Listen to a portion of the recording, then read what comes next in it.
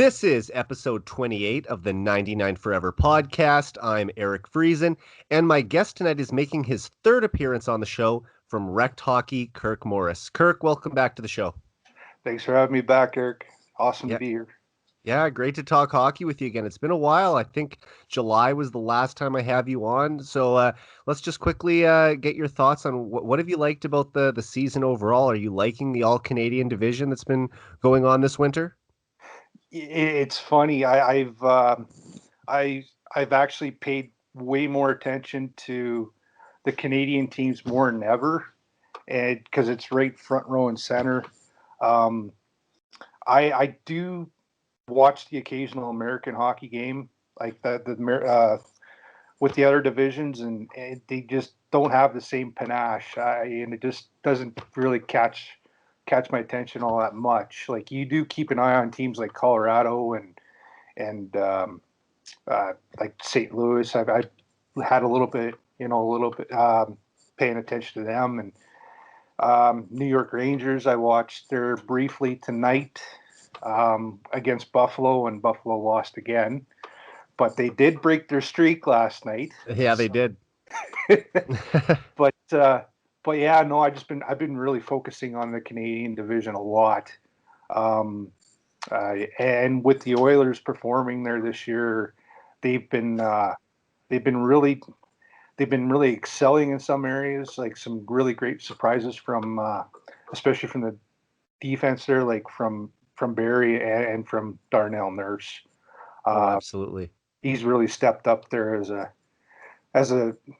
stepping in Clef's shoes there and really taking a hold of the that top pairing there with Barry.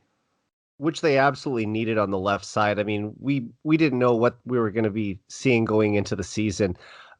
Just losing your number one defenseman, that's a tough pill for any team to swallow. But Darnell Nurse has just elevated his game, and I've been a big Darnell fan for a long time. So I'm glad to seeing him taking this step. I think offensively, we've seen it the last couple seasons. He had that 41-point season 2 years ago, and then last year I think he had 35 in 71 games in the pandemic shortened year. We got another one, of course, this season. But yeah, he's taken his offensive game to a new level without sacrificing anything defensively. So yeah, it's been awesome watching him, and we're going to talk about him more tonight later on. But it's been an interesting year with this whole Canadian division because with strictly divisional play, you haven't really had to follow what even other teams in the conference are doing or around the league. It is still good to like keep an eye on the other superstars. For me, uh, I'm mainly watching the guys who at least were competing with Connor McDavid for the scoring title at one point. He's so far ahead now, it doesn't seem like anyone has a hope of catching him. But yeah, it's been interesting. It almost feels like the CFL a little bit, where there's only 7 or 8 teams that you're really competing against on a regular basis.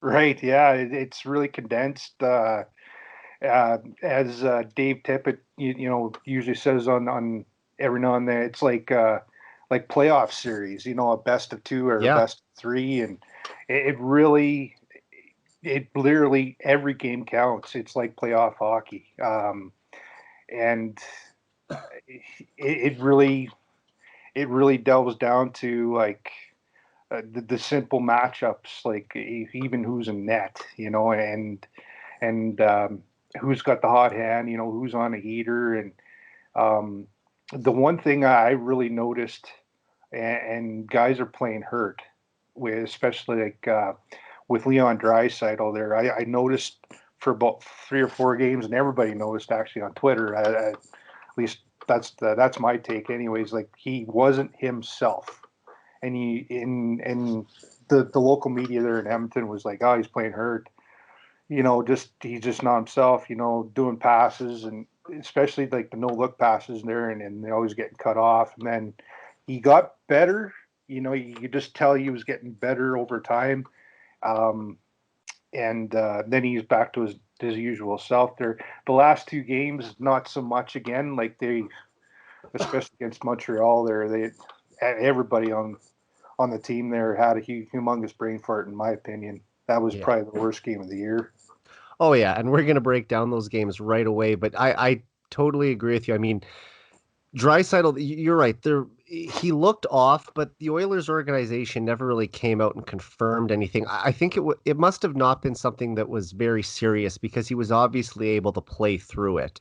If it was even something that was nagging him a little bit, I wouldn't mind them just sitting him down for a night or two to fully heal that and get back to his usual self. But he battled through it and had another solid month in March. So Draisaitl has just been one of the best players in the league. He's currently second in league scoring, and a huge reason why this team is where they are in the standings. And now let's break down the past two Oilers games, the final two games of their road trip. And we're also going to talk a lot about goalies tonight. I know you're a big goalie guy, but we'll start with the game on Monday night, and we have one really good outcome to talk about and one pretty disappointing one. So the first one anyway. After letting a 3-1 lead slip away on Saturday on Hockey Night in Canada, the Oilers responded with a huge 3-2 come-from-behind win in overtime in Toronto. Kirk, what can you say about the Oilers' effort to battle back from an early deficit and eventually pick up the 2 points? Well, I thought Mike Smith was a huge factor in that game. Literally stood on his head, like he has here all season long. Really just stood up to and you could feel like, they fell behind first, but then he kept making the simple saves, just getting that one save, and then, you could kind of tell that you had that feeling that something was going to change. And then, they tied it up 2-2, and then it was like, oh boy, okay, here we go. And I thought they played awesome in the third. Like, they're just battling hard, getting on pucks. And then, of course, the OT there with I think they won in 17 seconds or something like that. And it Yeah. was just I thought, the pass from Connor there to Darnell, and then just a beauty of a snipe there to finish it off. Um, I can't see enough good things. Well, Excuse me, enough good things about the way that they battled back. and just to touch on your Mike Smith point for a second, this game against the Leafs kind of reminds me of a game a few weeks ago when they played the Canucks in Vancouver. I don't know if you remember this one, but they went down 3-0 in the first period. And I think a lot of Oilers fans watching that game were wondering if Dave Tippett was going to pull Mike Smith, but he stuck with him. Mm-hmm. And Mike Smith just kind of shut the door from there. He was so dialed in, and it's like, I'm not letting in another one tonight. And the Oilers were able to get one goal, I think by Dominic Cahoon late in the first period to cut the deficit to 2. In the second period, they chipped away. I think. Oh no, there was no goals in the second period. Now that I'm remembering, and then they got 2 early ones by Cahoon again and McDavid early in the third, and of course Tyler Ennis eventually got the winner late in the third. So this game just had that sort of feel to me again, as the Oilers just stuck with the game. The Canucks in that previous game were kind of sitting back on their heels and weren't pushing. The Oilers were taking the game to them after going down. I love to see that from this team, that there's no quit in them. And that was sort of similar against the Leafs, because the Leafs scored 2 goals in the first, I believe, 12 minutes of the game, something like that. Mm-hmm. And from there, once again, Smith was just hyper focused, and he was playing like another puck wasn't going to get by me tonight. And it was just a matter of time. The Oilers just had to wait for the right opportunity, and they got a lucky bounce. Adam Larson point shot bounces off Kyle Turris's button in the net. That's the kind of goal you need to get in a game like this, a lucky break. Yep. And you alluded to it. Darnell Nurse takes a sweet feed from Connor McDavid in overtime, buries his 12th goal of the season just 17 seconds in, and they get the 2 points. It was also Nurse's third overtime winner. Those guys are so lethal in overtime, aren't they? Anytime you can get McDavid and Draisaitl out there, but having a skater like Nurse also join the play, it's pretty tough for any team to handle that. He's really taken on that. I hate to make comparisons, but he's really taken on that mantle, like with the way Paul Coffey used to jump up into the play. back in the 80s there with them dynasty teams. Like they just you could tell something, you could feel it. Something was going to happen, and Yeah. just watching him jump up there, and he does it so like he does it at the right times. He's done it lots in the past, but this year especially, he's really dialed in, and he you know that he's going to do something awesome. It's funny because we've also seen Tyson Barrie get some Paul Coffey comparisons this season as well. I mean, they both have certain elements to their game that Coffey had, but neither one of them are exactly the same type of player. Like Darnell Nurse to me feels like sort of a combination of Paul Coffey and Chris Pronger. Mm-hmm. Now he's not as good as either one of those players, but there are elements of his game. He's got the size and the nastiness of Pronger, and he's got the skating ability and a developing shot like Coffey had. He's not as good of a passer now. Now Paul Coffey might be the best long passer in the history of the game. Darnell Nurse's best skill has never been his ability to move the puck. I think he's improving in that area, but he's never really made that the strength of his game, I would say. Right? Yeah. No, I like I said there before, when we lost Clefbaum there for this year, you really don't know what you got until it's gone. Like, Yeah. especially like going back to the power play, and with Barrie and Nurse splitting the duties there on the power play, they've really taken a hold, both of them. And I was quite happy when Holland signed Barrie this year. This past season, and I think a lot of uh, fans were. yeah, yeah, and just with that, because I remember watching him when he was at Colorado. Man, I wish we had him on our power play. I thought the same thing a bunch of times. And now, like, and then having both really step up, like especially Darnell on the power play there as well. It just shows that he's really coming into his own as a defenseman, like on the offensive side. So, and with the defensive side, he's always been there. Like he's always been strong defensively. Taking out the men. His Sticking his with. positioning is good. I agree. Like his defensive positioning is good, and he's a real strong presence in front of the net. Like if you're an opponent standing in the blue paint, Darnell Nurse is going to clear you out of there. And as a goalie, I'm sure you love to have a guy like Darnell Nurse on your team. Oh, for sure, yeah. No, just tough as nails. Doesn't take any crap, and really does make room there for the goalie there to have better vision there. The only thing is though, I mean, every once in a while he'll have a night where he seems maybe a little lost in his own end and there's a defensive lapse and it leads to a goal. We saw that in the playoffs last year where he wasn't his best self in the defensive zone. But overall, I think he's a solid shutdown guy. And now that he's adding this, dynamic offensive element to his game, it's just really exciting to think that this guy is only 26 and he's still getting better. He's going to be an even better defenseman a year from now, 2 years from now.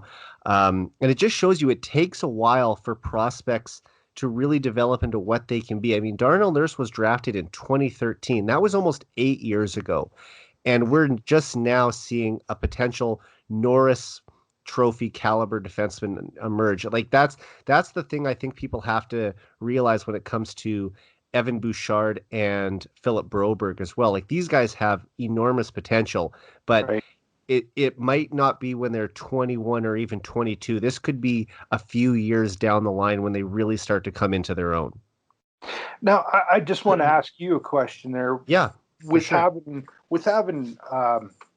Bouchard there on the sidelines and just practicing with the taxi squad, what's your take on Tippett not trying to insert him into the lineup? Do you think it's just do you roll with the you roll with the hand that you're dealt here right now with the lineup, or what's your take on it? Yeah, that's a good question. I really don't like the idea of having the top prospect in the organization and a 21-year-old offensive minded blue liner sitting in the press box watching all the time. I think he would be better suited playing in Bakersfield. However, he's already proved that he's too good for that league. He doesn't need to be in the AHL. I don't think there's anything more for him to learn there. He can finish the rest of his development in the NHL.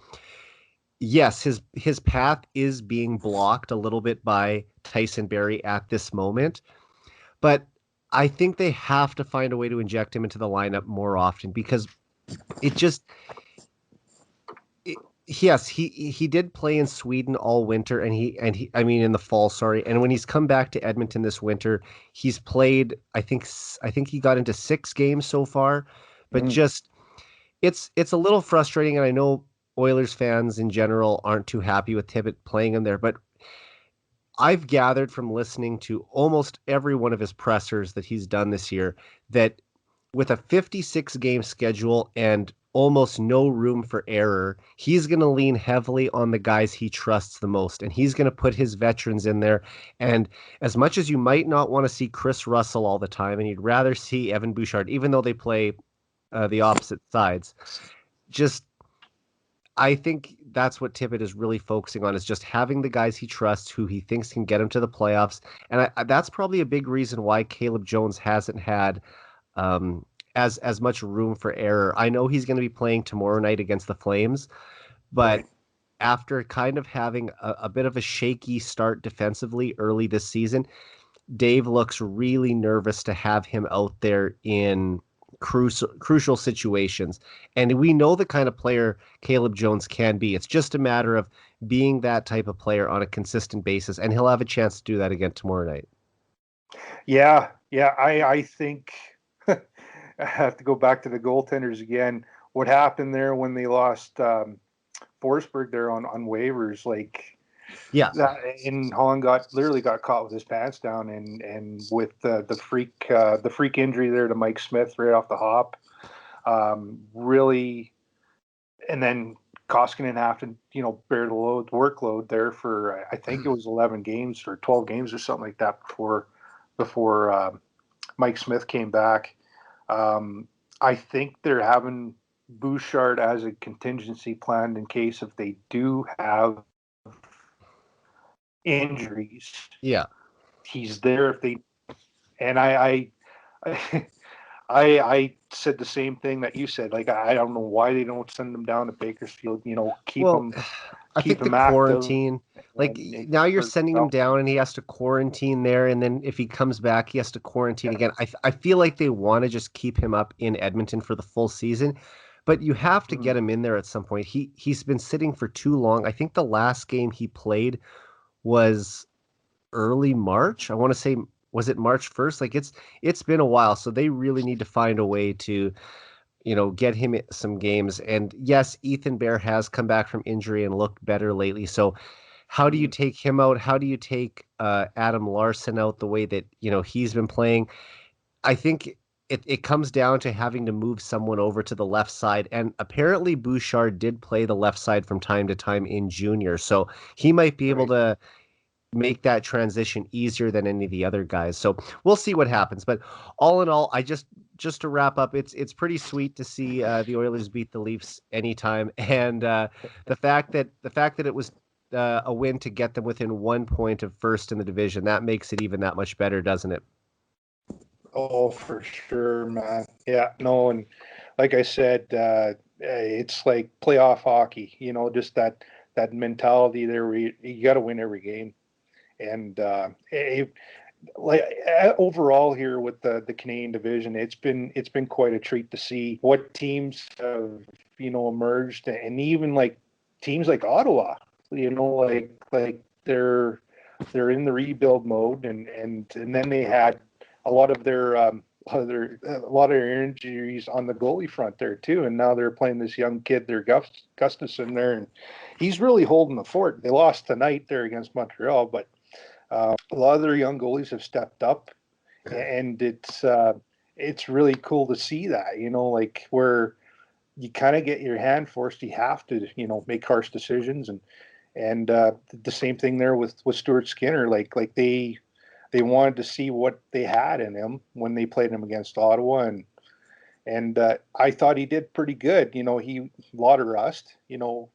when he did play and the one game, and I thought he did quite well towards the end of the game there. Like he was got the jitters out because it was his first NHL game. Of course, you're going to be nervous, but yeah, he held the fort, and then letting 5 goals in your first NHL game, it's bound to happen here and there.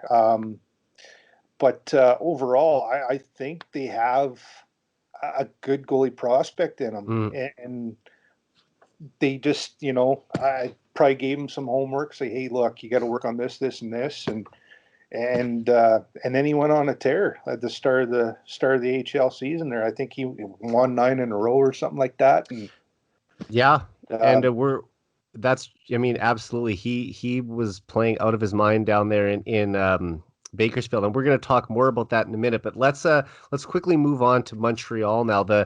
Now this game wasn't as much fun to talk about as the win over the Leafs. And I mean, really, probably the most entertaining game of the Oilers' last 3 was the one on Saturday night. Unfortunately, like I said, they blew the 3-1 lead with 8 minutes to go in the third period. They still got a point, but that was probably the most fun one to watch.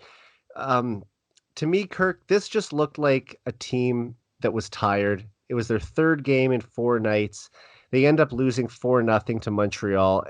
Do you think that it was just can we chalk it up to fatigue, or was it a well-rested Canadian squad that hadn't played in 10 days? What do you attribute last night's, or I shouldn't say last night, Tuesday night's disappointing game to? You could say it was a little bit of, fatigue was the factor, but I was actually shocked in how well Montreal came right out of the gate there and just took it to them, and the saying goes, you're either going to have really good rest or you're going to have lots of rust, and they looked rested, and just took it to them, and I thought the Oilers uninspired a little bit, maybe you could chalk it up to fatigue maybe, but just going to the goalies there again, like I thought Koskinen had another rough night. At least one of the goals there, he didn't have a clear view on, but yeah, just overall, I think frustrated, uninspired. You'd think that they'd have a little bit of push there, maybe in the third, but nothing. Another old saying you could say burn the tape. You're going to have a stinker every now and then, so just put it behind you and just look forward. Absolutely. I mean, look, the Habs scored on the first shot of the game, and I think that's the 3rd time this year that Koskinen's allowed a first shot goal. Then Shades of Cam Talbot, pretty much, eh? Yeah. Then Dave Tippett challenges for offside on the play and was wrong, which put Montreal on the power play. So all of a sudden, we're not even a minute into the game, and Montreal has an opportunity to go up 2-0. And then after burying a couple more hardworking goals, they led 3-0 after the first, and they basically went on cruise control the rest of the game. It's not like the Oilers had much of a pushback either. It's like I mentioned, they looked pretty tired. It had been a long road trip. Don't forget that this trip was extended because of the Montreal games last week getting postponed due to the 2 players testing positive for COVID. The Oilers only had 16 shots on goal, which was their fewest all season, I believe, in a game. McDavid did actually find the back of the net, but that goal was then taken away by another coach's challenge, this time a correct one by Montreal's coach. So, yeah, not many positives to take out of that one. Yeah, and speaking of McDavid, like with that shot on Kotkaniemi there, everybody's screaming bloody murder, and the next day they want him suspended. And I thought personally, that the penalty was good enough. I mean, look, I was going to ask you about that next, but okay. So if we're going to break down what happened, Connor McDavid has Kotkaniemi in his sights, skates across the ice, elbows him in the chest, and his elbow rides up into his chin. So yes, there was a large portion of the hockey community that was up in arms about it, saying, he should be suspended. If this was Tom Wilson, it would have been 20 games, all that.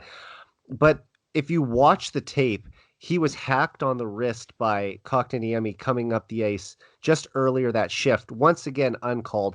And we saw Right. in the game against Toronto on the game against Toronto on Monday night, they showed before going to a TV timeout, McDavid kind of giving it to the refs a little bit, like, how are you not calling this about another missed call on him?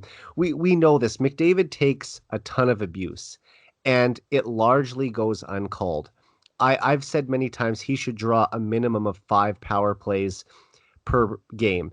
And the fact that the Oilers often get one or sometimes even no power plays, it's ridiculous that they wouldn't get, you know, at least 4 or 5 on any given night.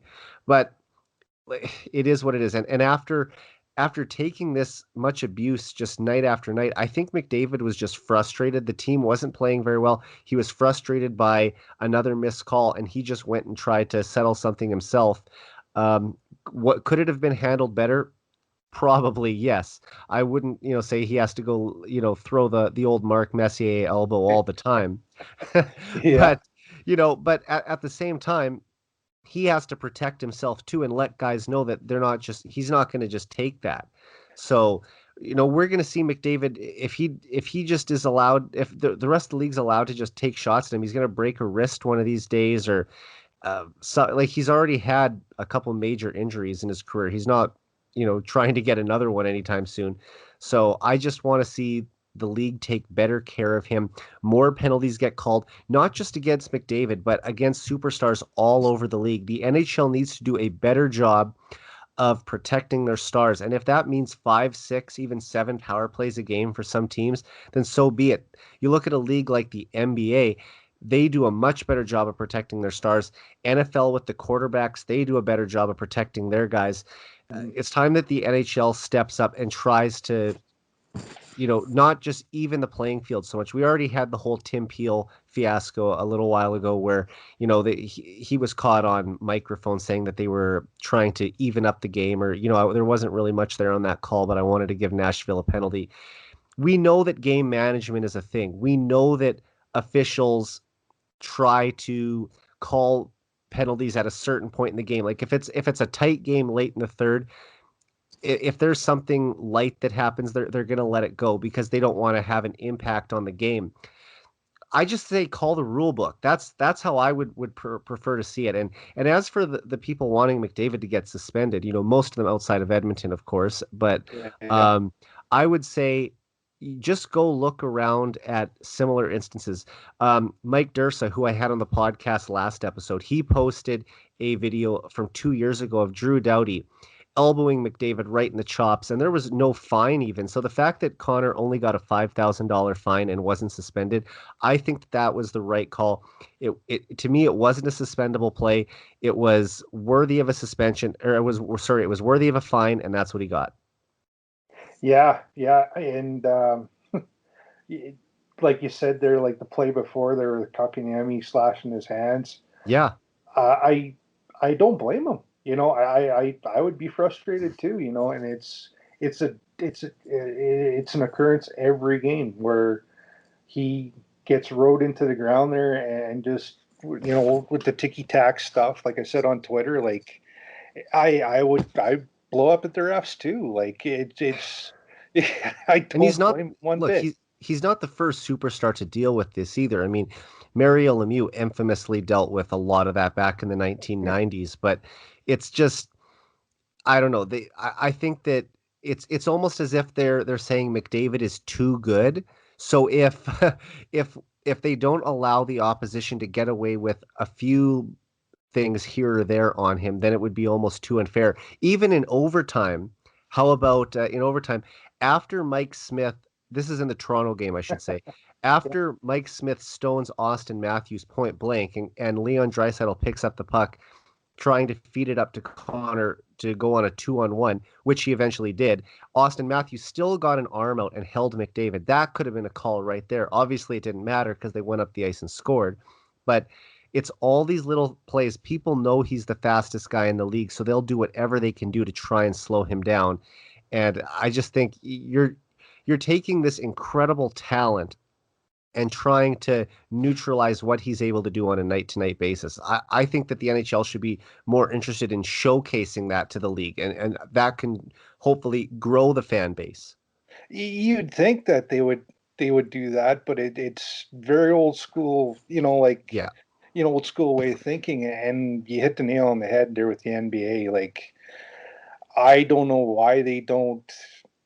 It really baffles the heck out of me. Like, it just, I like I said before, I say good on Connor. Like the initial contact was shoulder, and then he had the flare up there with the elbow going up. But I I'd be in the same boat, honestly. Like, I would be pissed off. I would fight back, and you're probably going Yeah. to see more of it in the future with like him. At least I've noticed that the last little while he has been more chippy, and I think we'll see more of that in the future because I don't think he's going to take any more of that crap. Yeah, he's definitely hitting more this year than I've ever seen him before. And, he's also, developing and becoming a stronger hockey player. Like, he's got some of that man strength now. He always had the skill to play in the league right from 18. Actually, he probably could have played in the NHL sooner than that. But now that he's starting to, he's been around the league for a while, he's played almost 400 games. I think you just start to kind of know the league. But one other thing I should mention, we've been hearing for years, oh, well, there's such a thing as veteran calls. So once you've been around for a while and the refs are familiar with you, you start to get a few more calls. Well, okay, well, Connor is about to win his third scoring title. He's in his sixth season in the NHL. And the guy, like I said, is closing in on 400 career games. And you're telling me that he isn't going to get a veteran call? Yeah. Yeah. Is it just because he's 24 years old? I mean, I don't understand why the veteran calls wouldn't be kicking in. Does he have to wait another 5 years for that? It's I'm saying it, kind of jokingly, but somewhat seriously too. Like, it's the league can do a much better job. That's what I'll leave it on. Right. Yeah. No, I totally agree, man. Like, uh, borderline ridiculous. You'd Yeah. think that they take the lead on that, but obviously not. All right, and now that we've put that Montreal game behind us, we're going to talk about six different goalies tonight. We're mainly going to talk about the three that are on the Oilers' active roster, but we'll also touch on a few prospects at the end as well. And we'll start by talking about the Oilers' number one goalie, Mike Smith. And Kirk, back in October, I don't know if anyone would have predicted that Mike Smith would be the undisputed number one goalie in Edmonton, but here we are. You were even saying earlier how excited Oilers fans were when they signed Tyson Barrie, but later that day they re-signed Mike Smith, and some of that excitement went right out the door. But after missing the first 13 games of the season with an injury, Smith has taken over the crease since returning, posting a very strong 12-3-1 record with a 241 goals against average and a 919 save percentage with two shutouts. And I think most impressively, Smith has allowed two or fewer goals in 11 of his 18 appearances this season. Kirk, I'll just ask you: were you expecting this type of career resurgence from Smith at age 39? One word, no. Point blank. I was in that group that I threw my hands up when Holland re-signed him there back in October, and I was just wondering what the heck is going on. Like, I know that they had an iron to fire there with getting Markstrom, and it fell through, but I guess Smith was his contingency plan, fall back on type of deal, and I was like, oh, okay, like, he had a decent season last year. You can't knock that, but the tires are getting a little worn, so to speak, and you wonder how much he had left in the tank, and then to top it all off, he had a freak injury right at the start of the season there, and I when he came back, and I was blown away, and he kept it, like his resurgence, kind of tight-lipped there. he did mention, like he changed a major part of his technical game during in off-season training, and he worked with a trainer out of Kelowna, and his name is Adam Francilia. He really focused on his core strength, and just little tweaks in his like I said, in his technical game. You notice this year he's not as active. Like he's not as Kevin Woodley there from In Goal Magazine would say, his belly flops per game has gone way down. Like he stopped being so active, and aggressive. He's Well, more relaxed. he still said the other night that, when he makes the highlight reel, it's usually because he's caught out of position. So right. he probably doesn't try to make those acrobatic, heroic saves every once in a while. But look, we know with Mike Smith, a guy who plays the puck as much as he does, that every once in a while you're going to get caught and the puck's going to end up in the back of your net. But having a guy who's almost like a third puck-moving defenseman back there, to me, that's a huge asset. And if it ends up in the back of your net once a month or once every 2 months, whatever it is, then so be it. Yeah, no, and like I said before, you can just tell that he's really relaxed, even in a reverse VH position. Like he almost lets the puck come to him, whether it's a play behind the net or he just seems to be not as aggressive, and it's really blown me away. Like you just to reinvent yourself at 38/39 years old, like it's. I got to tip my hat to him, man. He's definitely won me over. Yeah. I figured it was going to be another here we go again type of season, but who knows? He could play another, couple of years if he keeps playing like this. I would imagine, like like I said, he reinvented himself and he's sticking with his guns. Yeah, and I just wanted to quickly touch on another thing before I forget. You mentioned Jakob Markstrom, who signed the big deal in Calgary, and obviously Ken Holland offered him. I think Holland offered him 7 years, and Calgary only offered him 6, but I think the money was pretty close to the same. It might have been 35 million from Edmonton, 36 million from Calgary. But regardless, I'm happy that the Oilers dodged that bullet. That's not a contract that I would have wanted them to sign, and it allowed them to have the flexibility to bring in a guy like Tyson Barrie, and I know they also brought in Kyle Turris, who hasn't worked out as well. But the point is that they had the cap flexibility, and they weren't tied to this long-term deal on a goalie who, to be honest, hasn't looked that great this year. I mean, the Oilers have already lit him up twice, which I love seeing, of course, but also the Flames aren't looking that great with him, and they're probably going to miss the playoffs now, especially with Montreal winning tonight. They're in some real trouble. But I'll be the first to admit I wasn't overly excited when they re-signed him either, and I've mentioned that on this podcast before. I thought, okay, well, now that he's coming back, I guess he's going to be, hopefully a decent backup to Koskinen, and, maybe give the Oilers some good starts, but I didn't have very high expectations. However, he's come in and grabbed the number one job in Edmonton. And like we said, despite turning 39 last week, he currently has some of the best numbers in the North Division. And with, just under 20 games left, do you expect him to play the lion's share of the games the rest of the way? And will he be the starter for game one in the playoffs? Well, it's like you said there before with your veteran players, you're going to lean on them pretty hard. Knowing Tippett, he's probably going to lean pretty hard on Mike Smith as well, because they have quite the history. And quite honestly, Mike Smith has proven himself once again, like I said, with reinventing himself and with the stellar run that he's been on this season. I wouldn't be surprised if Mike Smith played 3/4 of the games. Like you go with what you know. Yep. And look, we know that Mike Smith is Dave's guy no matter what. He definitely has a longer leash than any of the goalies. Dave coached him in Dallas. He coached him in Phoenix. And now he's got him for a third time in Edmonton. So there's a connection there for sure.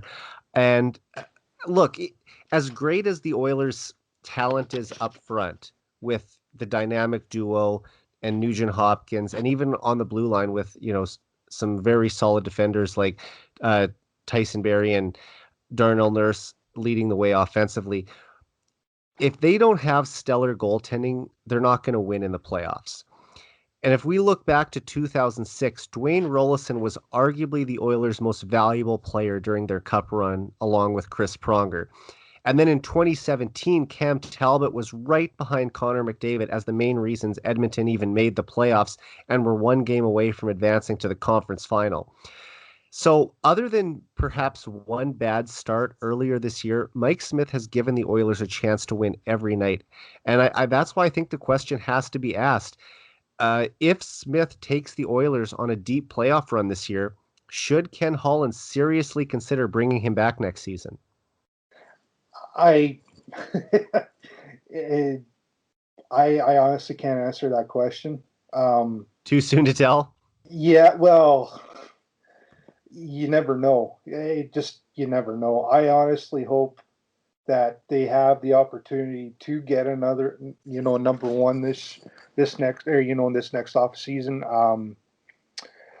At this point, sky's the limit for Mike. Yeah. Do or die. This is probably going to be one of your last cracks at a good cup run. Who knows, man? It's a good reason why I'm not a general manager. Yeah. Leave that to the pros. And I trust Ken a lot. But honestly, even if Mike Smith, let's say, were to take the Oilers to the second round this year, or, if they got really fortunate and went to the third round, that'd be amazing. But I still would expect that Ken Holland would explore every avenue in the offseason and see if there was an upgrade in goal that he could get. And if there wasn't, then maybe he would, consider bringing back Mike Smith. But I really don't think, other than if they get, like I said, to a third round situation, that he would be at the top of their list. They'll still definitely see what's out there before they commit to him for another year. And look, he took about half the money that he was making last season to even come back this year. So you're getting Smith on a bargain deal. And the fact that he's given the Oilers this solid of goaltending, it's already worked out well. Maybe another 1-year contract on a similar dollar figure. Although if he, like I said, if he takes him on a long playoff run, he'll probably want more money. But as you mentioned, maybe he won't have too many opportunities around the league to sign somewhere else. So he might have to almost take what he can get. We'll now move on to Mikko Koskinen. And I kind of what I said earlier about how I expected Mike Smith to be the backup. I expected Koskinen to be the starter. And he technically was early on this year by default. And just because of Smith's injury, Koskinen had to play 12 of the first 13 games. However, he really struggled during that stretch, posting a 5-7-0 record with a dismal .889 save percentage. But since Smith has returned, Koskinen has a much improved .923 save percentage. Now, the Oilers haven't scored a lot when Koskinen's been in net, and that's why he only has a 4-4-0 record in the last 8 games. But he's certainly put up stronger individual numbers, and that's really encouraging as we go down the stretch here.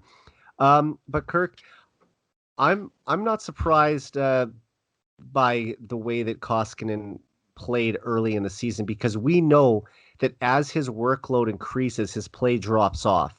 We've seen that over the past few years. So I'd just like to get your thoughts on how Koskinen's played overall up to this point. And do you think that reducing his playing time will result in more consistent performances?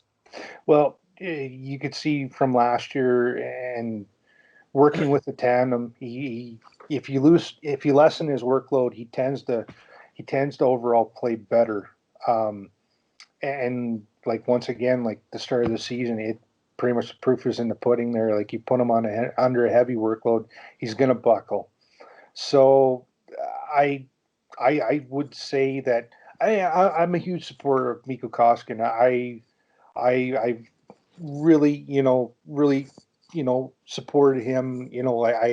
I thought that he made huge strides there after his first season, going into the off season, working on his glove hand, working on squaring to the shooter, getting set before before the puck is released there from the shooters, and he needs that time. He needs that time to work with the goaltender coach. He needs to keep working on the little things, and it even shows to this day. Like he still has problem tracking pucks at certain times, and the word is still shoot high, especially on his glove hand.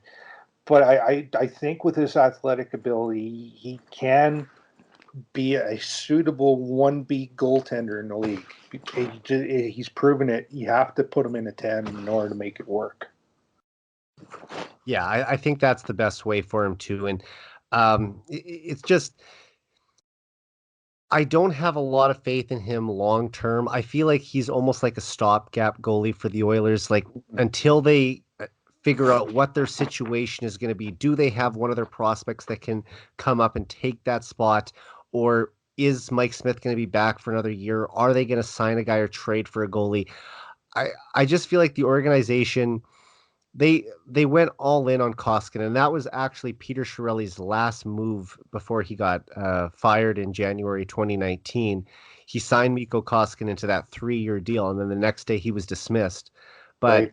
man, just and that sealed the deal for Cam Talbot. We knew as soon as Koskinen signed that Talbot would be traded basically by next month, when the following month when the trade deadline approached, which he was getting sent to the Philadelphia Flyers. But yeah, it's a tough break.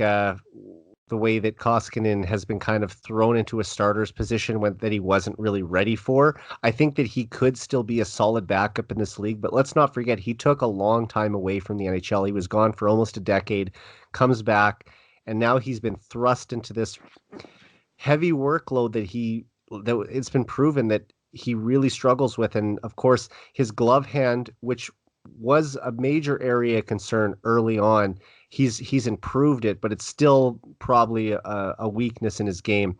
I just think that overall for Koskinen, the fewer games he plays, the better. And if that's 1 out of every 4, then maybe that's the best way to get results out of him. Yeah, it's I remember watching him. I think it was the 2016 Worlds there, and I said to myself, man, that this guy is really good if he gets it all together. And then then Peter Chiarelli got him on that deal, and I was one of the few that was stoked about him. But he, like I said before, he he still has problems. And it's really frustrating to see him struggle, because you see what he has potential wise, and you just, yeah, it's like I said, it's really frustrating. For sure, but we're going to talk about a guy now who has the potential to maybe take his spot, and that's Alex Staylock, who the Oilers claimed off waivers from the Minnesota Wild on March 1st. And after making the long drive from Minneapolis to Edmonton and quarantining for 2 weeks, we still haven't seen Staylock in a game. However, he has been practicing with the team. They've been posting pictures on Twitter on the Oilers official account showing that he has been, warming up regularly, and hopefully we'll see him get a start soon. Kirk, did you like the decision by Ken Holland to pick up Staylock after there's been multiple third-string goalies that the team has lost on the waiver wire? And do you think he could eventually take the backup job from Koskinen down the stretch here? I said the day that he got picked up, like, it was a solid move. He will provide you stability where to give your starter relief. He's proven that in San Jose. He's proven that in Minnesota. A hell of a season for him last year with a 20-11-4 record with a .910 save percentage and a .267 goals against average. Like he's a gamer. Like he'll play for you. And I remember, I think it was Tyler Ennis said there, like, him and Staylock are close friends, and as soon as Staylock got picked up by Edmonton, Tyler Ennis just told him, like, you're gonna love it here. Like, and then he gave the 4-1-1 to his friend or to his teammates there, and he'll play for you. You know, like he very well liked in the room. He's almost like a poor man's Mike Smith. I watched a little bit of video with his time there with the Wild. He's very aggressive, just like the old Mike Smith. I like that aspect of Mike's game. I like that he's kind of a fiery guy because you know goalies better than I do, and sorry to cut you off, but goalies, I think in most cases sort of stick to themselves and are very focused on their own game in the dressing room. And he seems like a guy who is like a team leader and probably more vocal than even McDavid, who's the captain of the team when it comes to firing up the boys. Well, I've said it a million times. Like goaltenders are compared wise, they're like drummers in a rock band. They've got a few screws loose, you know, like, and they march to the beat of their own drum. And let's face it, like if you're willing to, you know, face 100-mile-an-hour slap shots in the pros, you're gonna have be a little bit crazy there too, you know. So, Yeah. I like I said, I watched a little bit of video on him. He's very aggressive. His aggressiveness can be costly though. He'll overcommit to certain plays. He'll come way out of his crease to challenge, say like on a partial breakaway, and more times than not, you're going to get burned doing that. But he's and another little side note here, and the reason why he's actually on IR right now is he's still dealing, or pardon me, he dealt with after effects of COVID. Apparently, he was asymptomatic when he did get COVID, and with working out and being very active, doctors actually found he had a condition, the inflammation of his heart muscles, which is called myocarditis. And the doctors just basically told him you have to sit for 6 weeks, and it was a long 6 weeks, as he said. But he's practicing with the team there now. When he got claimed on waivers, there, like the doctors gave him the thumbs up to go back to practicing on the ice. That's why Minnesota put him on waivers, and just to send him back down to the taxi squad. And lo and behold, Edmonton picked him up. I like I said, I like the move because it provides that contingency plan once again, like they originally would have with Anton Forsberg, but they're gonna, like, Ken Holland is probably gonna move him to the main roster and keep him as that number 3 guy, so they don't lose him on waivers again. Yeah, absolutely. And honestly, if they did end up in a situation where Staylock becomes the backup and Koskinen goes to the press box, I'm fine with that too. It's just I look at Staylock, and honestly, when it comes to this summer and the Oilers have to protect one goalie in for the expansion draft from Seattle, I think he's the guy that they're going to protect. And it's not so much that I think that Seattle would even be interested in taking him. It's just that they could ensure him as their backup for next season. And then potentially if they go out and get a new starter in the offseason, then that's your tandem for 2021-22. I would much rather take the chance of losing Mikko Koskinen, who I also don't think Seattle would take, but just the fact to give them the option to get him off the Oilers books, than to put Staylock on there, who has a chance, like the slimmest of chances to get taken, because there's so many other goalies around the league who would be higher on Seattle's list. Mm-hmm. But just the fact that the Oilers are protecting that asset, I would be most comfortable with going into the offseason. Yeah, I don't know. Thanks to Peter Shelley once again there with adding on that no movement clause to Mikko Koskinen's contract. I don't know. Is it a full?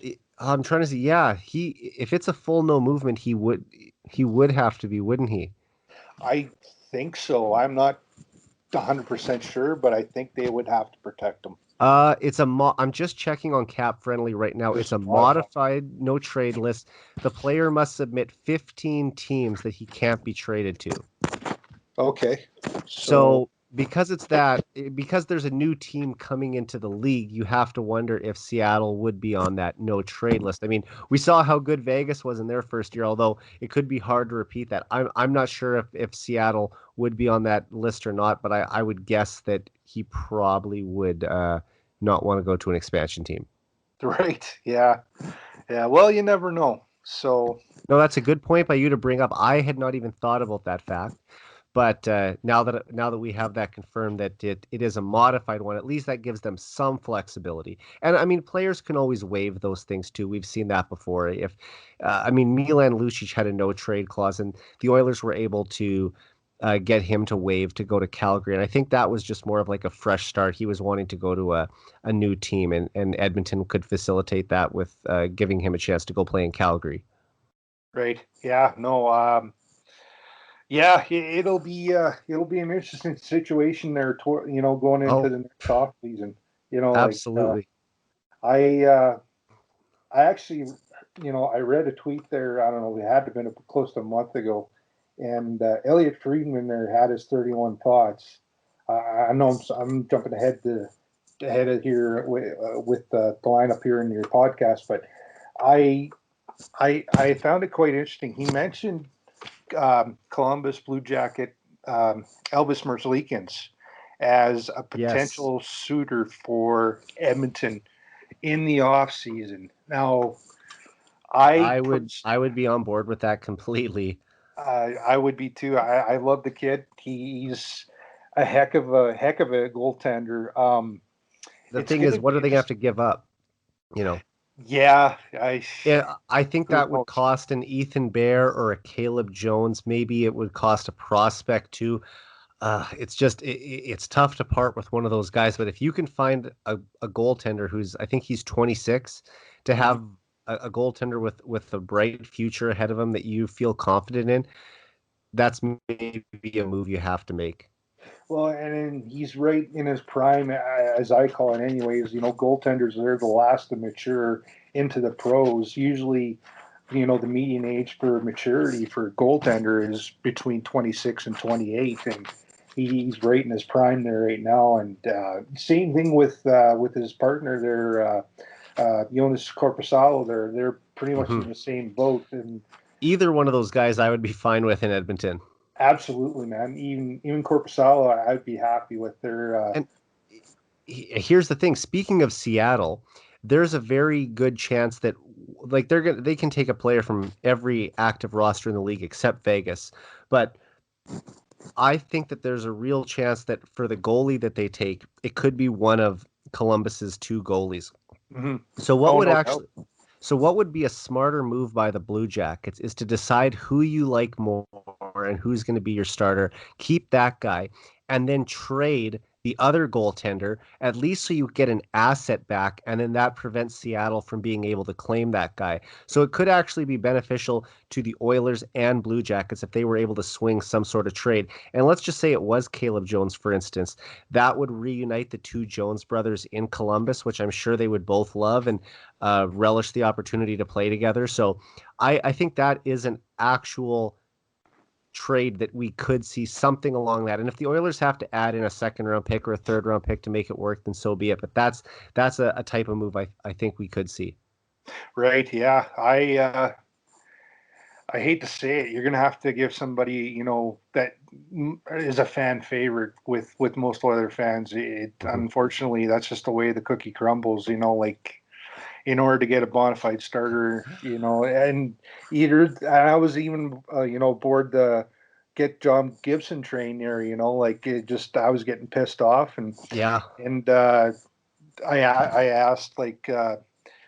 A few people that I know, they're like Tyler Campbell and SPR there, and they both said like you're gonna have to give up a few assets, just to even part, get John Gibson out of Anaheim. I don't think Bob Murray's gonna deal him. I don't know. I know they're in the middle of a rebuild right now, but I know Bob Murray would be quite greedy in the return for parting ways with John Oh Gibson. yeah. Like I could see them asking for a Philip Broberg or something like that. And Mhm. that would it was too much for me. If they wanted, say, Dmitry Samorukov and maybe a draft pick, or even if it had to be Raphael Lavoie, those are assets that I'd love to keep too. I want to see what those guys are eventually going to be able to do at the NHL level. But if they were able to do something like that, if it let's say it was a first round pick and one of Edmonton's B to B plus prospects and not one of the A guys like Bouchard, Broberg, Holloway, that's something that I would really look at doing. Yeah,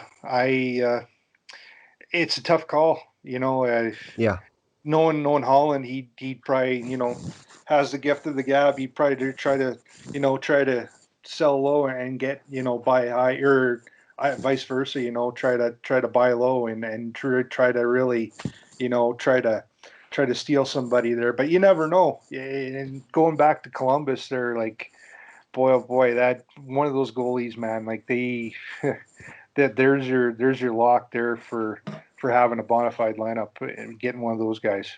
absolutely. And you know what? If we look back over the last decade of Oilers GMs, uh, you got a guy like Steve Tambellini, then you've got briefly Craig McTavish. Keith Gretzky did the job for a little while, and of course Peter Chiarelli. Do you get the same feeling I get with Ken Holland in charge? And look, not every move is going to work out, not every trade is going to work out, or every signing. But do you Right. just have, in general, do you have just more confidence with him at the helm than any GM they've had, let's say, in the last 15 years? Yes and no. Okay, It depends. It I don't know. He's made some really shrewd moves, and then like with the James Neal Lucic trade, I couldn't believe he got rid of Lucic, that but was a great deal. yeah, and but I as the pedigree of GMs go, yeah, he's a great GM, Hall of but Famer. yeah, pretty much, and he's multi-cup winner, and Hmm. um, before even when he was a GM, he was a scout, and you've got A to Western Canadian scout too. I think he was based out of Lethbridge, I want to say. yes, I do believe that is correct, and yeah, like the man knows his hockey, and he said the first day that he got hired, he says, "I'm going to make mistakes, just like any other GM out there," but um, yeah, no, he's probably the best GM since. Uh, oh Well, if man, you, I mean, it's either Kevin Lowe or Glenn Sather. You have to decide who you're skipping over, but yeah, yeah. it's because I Glenn I Sather have was the GM for slots. 20 years. Yeah. You'd go with Slats. Yeah. I mean, don't get me wrong. Kevin Lowe did a master class in managing a team during the 2005 2006 season, starting with getting Pronger and Pekka, and then all the guys he picked up along the way, like Spacek, Samsonov, to load up and give this team a chance to go to the cup. And of course, obviously Dwayne Rollison, who we touched on. But um, yeah, I'm just so much more confident with him. And I know he gets a little bit of a hard time over the Zach Cassian deal, but we have to realize that was pre-pandemic. So was the Athanasiou trade. These moves were made with Ken Holland believing the salary cap was going to go up to 85 million. He couldn't have envisioned that there was going to be a flat cap for the next 3 years and that we were going to have a pandemic shortened year. I give him much more of a pass on that. It's unfortunate. Would we prefer to have Cassian's contract off the books? For sure.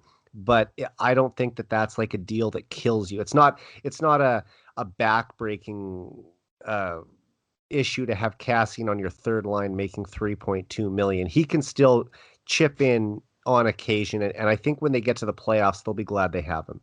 Yeah, it's not like a Jeff Skinner deal where it's 9 million over or of course 8 years. It's somewhat livable. So Right. yeah, I and you're absolutely correct. Nobody could have predicted this world that we live in now, and with the flat cap, it's going to make moves even more difficult. But like I say, it's going to be an interesting off season, uh, and what he does as far as getting a number one goalie, if he does decide to go back with Smith or tries to ride it out with Koskinen and say like Staylock and maybe he'll luck out somewhere and maybe get a Chris Streeter or Yeah, and maybe even an Antti Ranta because they're both UFAs this year. So there's you never options know. around the league. Yeah. Yeah. For sure, man. And yeah, I think I'm with you on that. And you touched on Stuart Skinner earlier, and I think that's where I want to wrap up tonight. The Oilers have three prospect goalies in the system: Stuart Skinner, Olivier Rodrigue, and Ilya Konovalov in the KHL. Now they also have Dylan Wells, although I don't think his potential is trending towards an NHL goaltender at this point. That being said, the other three all still have the potential to get there, in my opinion. You know the position much better than I do, though. I just wanted to get maybe a thought from you on each of them. And I know you did kind of discuss Skinner a little bit earlier, and he did get the win against Ottawa despite giving up 5 goals. And I think he'll credit the big guns up front who carried them to that 8-5 victory. But since he went down to the AHL, he's been very solid. He did lose his first 2 starts, but then, like you said, he went on that 9-0 run and actually was 10-0-1 in a span of 11 games, where he was allowing just over a goal per game. I think in the 9 wins, he actually had allowed 9 goals against. So outstanding numbers by him. We're starting to see the maturation of that prospect. But just I'll get you to touch on him as well as the other two guys. Just what you know about them, what you've seen from them, and maybe where you think they fit in. Because I've seen even some people say Rodrigue has a higher potential than Skinner, and I've seen other people say that Konovalov could be the backup in Edmonton as early as next season. So I'll leave you with all that.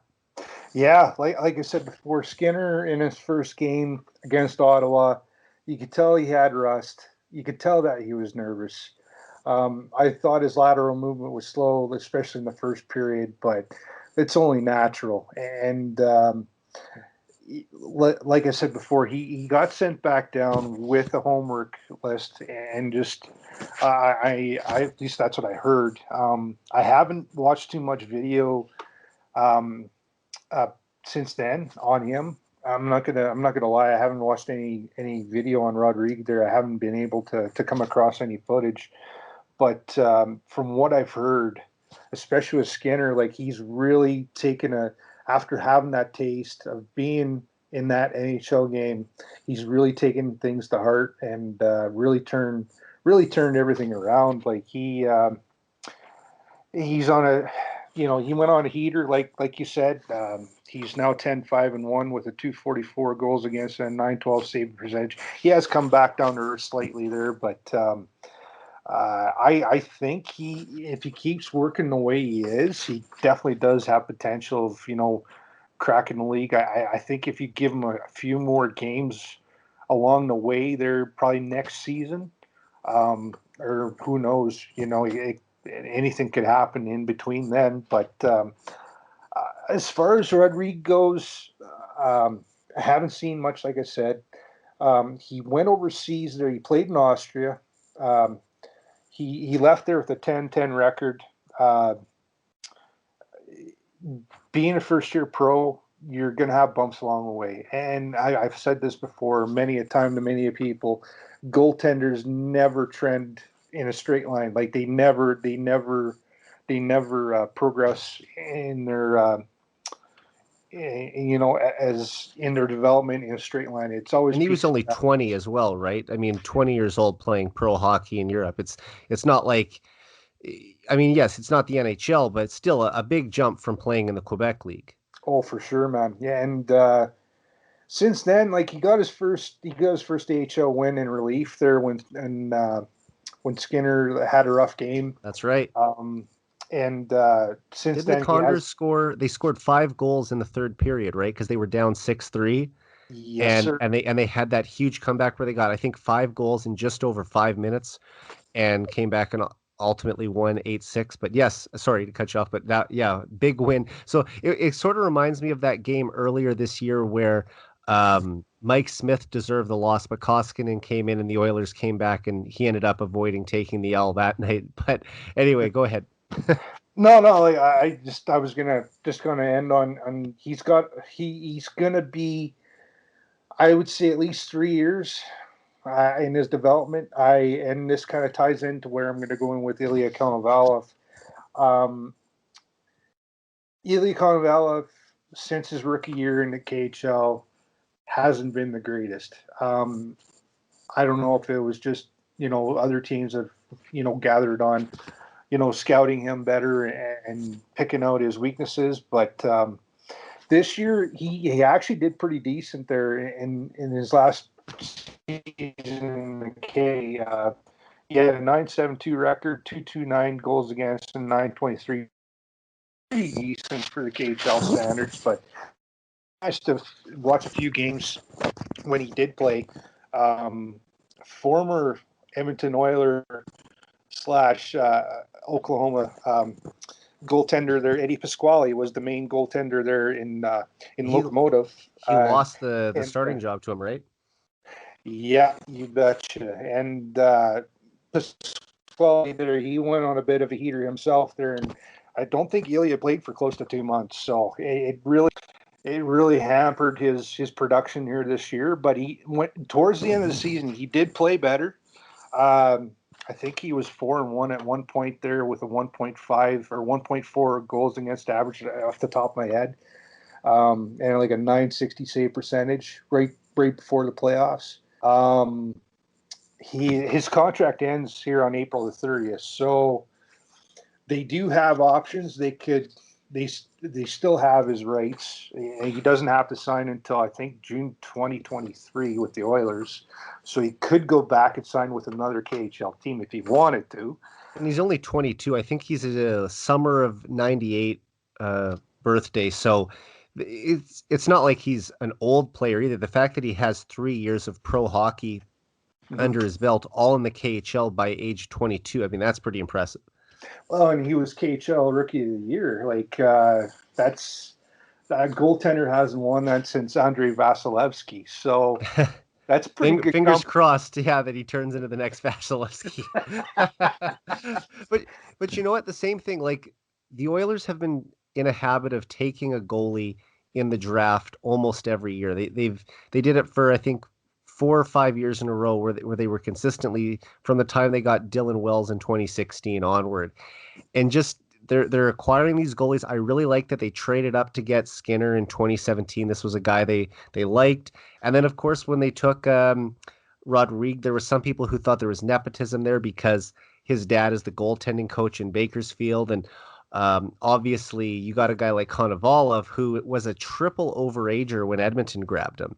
So there's a number of these guys, but just out of the three of them, who could you see emerging as being the best NHL prospect and being the one who could give the Oilers solid goaltending down the road?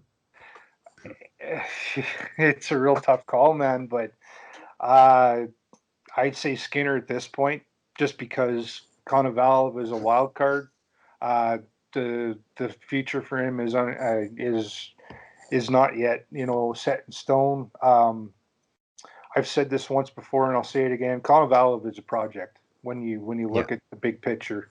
The biggest knock on Konovalov is his height. Usually NHL goalies, like the bare minimum is 6 feet in height, and he's 5'11". Some sites say he's 6 feet, but I think for his athletic ability. Personally, if I was Ken Holland, I'd bring him over. I honestly would put him in the NHL.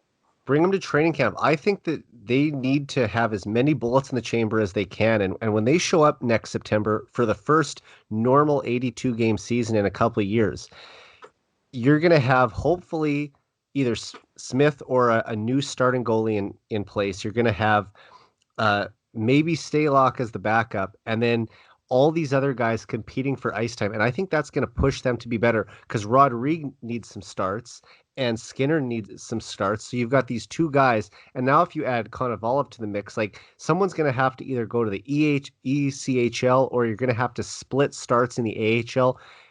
Maybe there's even a situation where the Oilers have to loan one of these guys to another American League team just so that they can get some games in. There's a lot of situations that come into play here. Well, I would even bring him over here in May. I would bring him over and bring Ilya over and put him in the AHL, and then push Rodrigue right to the ECHL, as you said, and try to get him more, more game time there, and get him playing. And I think, honestly, I would think that it would probably be the best move. I know it would be a big feather in Konoval's cap, being Russian and all. The language barrier alone would be a shock to the system. But if he's serious about an NHL career, though, this is the time to come over. Like, if he really wanted to stay in Russia another year or two, so be it. But I would say get him over here and let's see what the kid can do at the AHL level and get him used to the North American rink. I think that was a big thing for Koskinen, getting used to how the puck was coming off the boards at certain angles and getting used to the smaller ice surface. These are adjustments that Konovalov is going to have to make as well. I'm not sure if at the KHL, I know they were gonna, they were going to reduce it from the Olympic style ice, but it was still going to be bigger than the NHL rink, I believe. Right. So I think they hit, he's already had a taste of the smaller ice surfaces, not NHL per se, but yeah, like I said, if I was Ken Holland, I'd bring him over. I wouldn't. I give him a 2-year, show me what you got type of deal, and because he, as you said, he has the most pro experience out of the three.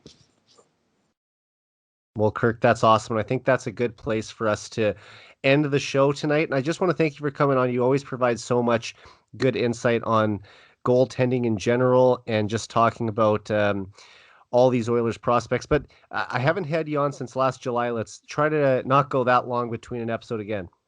You betcha, buddy. Thanks for having me on again. Yeah. Really appreciate it. And before we sign off, can you just tell everyone where they can follow you and find you online? Yeah, on Twitter it's Kirk J. Morris, and I haven't been blogging as much as I want to be there, but my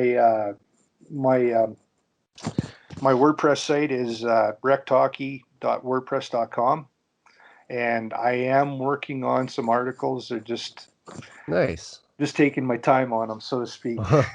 Well, I look forward to reading them, but in the meantime, I enjoy seeing your pictures from the road. Awesome, man. Thanks again for having me on. No worries. We'll talk to you next time. So for Kirk Morris, I'm Eric Friesen. This has been the 99 Forever podcast. We're out.